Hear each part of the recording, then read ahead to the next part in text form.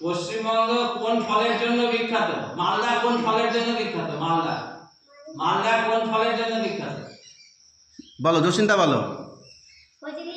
ফজলি আম। জোরে হাততালি দাও।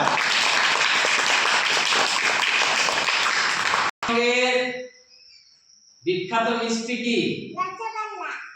রসগোল্লা। বাহ, ভেরি গুড, হাততালি দাও। পশ্চিমবঙ্গের রাজধানী কি? না, তুমি বলবে না। মোনালিসা বলো। কলকাতা। ভেরি গুড, হাততালি দাও। বলো এবার আমার পশু কি? বলো সুজাতা। বাঘ। বাহ, ভেরি গুড, হাততালি। জাতীয় পশু হচ্ছে বাঘ। আর জাতীয় পাখির নাম কি? ময়ূর। বাহ, সবাই পারছো, খুব ভালো। বুঝতে পারছো? এবার জাতীয় ফুলের নাম কি? সবাইকে বলতে হবে। পদ্ম। বাহ, ভেরি গুড। গুড, দারুণ তো। আচ্ছা বলো তো, আমরা যে রাজ্যটায় বাস করি সে রাজ্যের নাম কি? পশ্চিমবঙ্গ। Very good, Paschimbanga. আর আমরা কোন রাজ্যে বা আমরা কোন দেশে বাস করি? ভারতবর্ষ। ভারতবর্ষের প্রধানমন্ত্রীর নাম কি? নরেন্দ্র মোদী। গুড।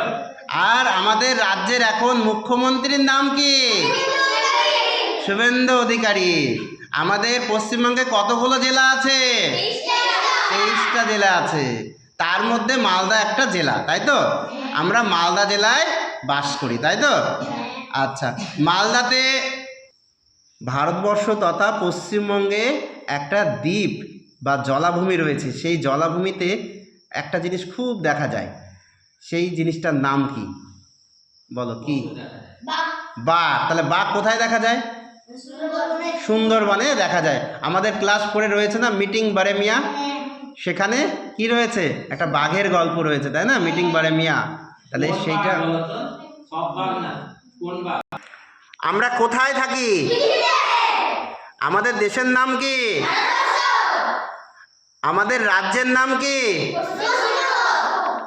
আমাদের জেলার নাম কি? আমরা কোন ব্লকে থাকি? আমাদের থানার নাম কি?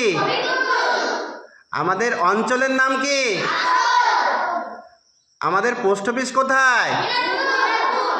আমরা কোন গ্রামে থাকি?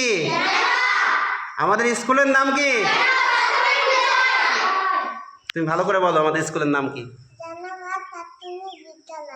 বাহ, হাততালি দাও সবাই।